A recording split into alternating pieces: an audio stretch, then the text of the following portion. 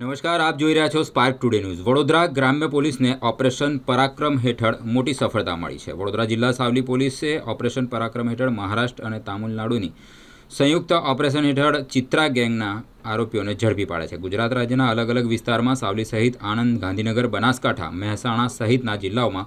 ગંદુમેલું છાંટી ગાડીઓના કાચ તોડી બેગ લિફ્ટિંગ જેવા અનેક ગુનાઓમાં સંડોવાયેલા આરોપીઓની એક ફરિયાદ સાવલી પોલીસ મથકે પણ નોંધાઈ હતી, જે અનડિટેક્ટ ગુનાની તપાસ સાવલી પોલીસ મથકના પીઆઈ,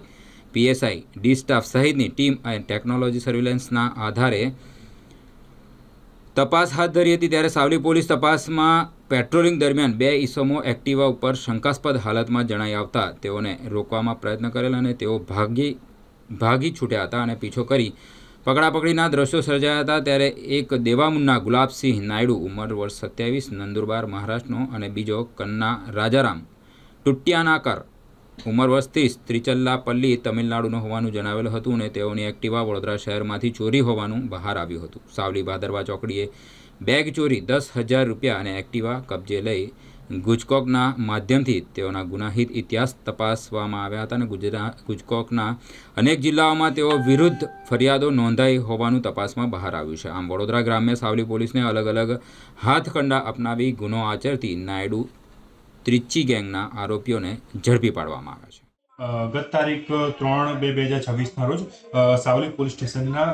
સ્ટેશનમાં એક બેગ લિફ્ટિંગનો ગુનો દાખલ થયો હતો, જે અન્વયે રિસ્પેક્ટેડ આઈજી સર તથા રિસ્પેક્ટેડ એસપી સરના સીધા માર્ગદર્શન હેઠળ સાવલી પોલીસ સ્ટેશનની અલગ અલગ ટીમો બનાવવામાં આવેલી હતી, જે ટીમો દ્વારા હ્યુમન ઇન્ટેલિજન્સ તથા ટેકનિકલ સર્વેલન્સમાં 100થી પણ વધારે સીસીટીવી કેમેરાઓની તપાસ કરીને શકમંદોને ઓળખવામાં આવ્યા હતા। જે અન્વયે સાવલી પોલીસ સ્ટેશનના માણસો જે વોચ દરમિયાન એક એક્ટિવા પર બે ઈસમો હતા, શંકાસ્પદ હાલતમાં જણાઈ આવ્યા હતા। એમને ઊભા રાખીને એમની પૂછપરછ કરતા એમની પાસે જે એક્ટિવા હતી એના વિશે પૂછતા પણ સંતોષકારક જવાબ ના આપતા તેમની વધુ પૂછપરછ કરતા તેઓ દ્વારા કબૂલાત કરવામાં આવ્યું કે સાવલી પોલીસ સ્ટેશનમાં જે ગુનો દાખલ થયો હતો એ જે બેગ ચોરી કરી હતી એમાં એ લોકોએ જ કર્યું હતું। આ ઉપરાંત જે વ્હીકલ એક્ટિવા હતું એ પણ એમને વડોદરા સિટીના જવાહરનગર પોલીસ વિસ્તારમાંથી ચોર્યું હતું, જે અન્વયે વડોદરા શહેરમાં જવાહરનગર પોલીસ સ્ટેશનમાં પણ ગુનો દાખલ થયેલો હતો। આ જે આરોપી જે છે, બે આરોપી જે છે એ દેવામુન્ના ગુલાબસિંહ નાયડુ જે નવાપુર નંદુબાર મહારાષ્ટ્રના રહેવાસી છે અને બીજા આરોપી છે કન્ના રાજારામ તૂટી નાયકર એ ત્રિચાપલ્લી તમિલનાડુના રહેવાસી છે। આ જે આરોપીઓ જે છે એ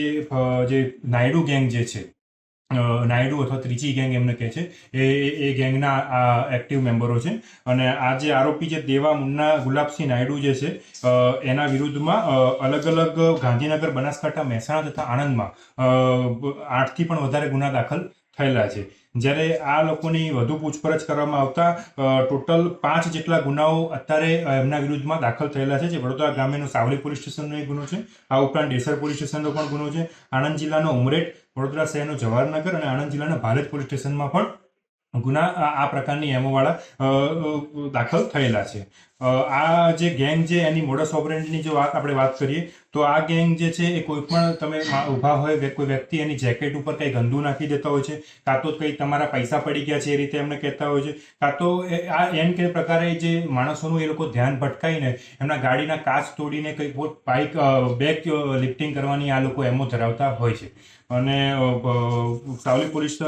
દ્વારા આરોપીઓની ધરપકડ કરવામાં આવેલી છે અને ફર્ધર આગળની કાયદેસરની કાર્યવાહી ચાલુ છે।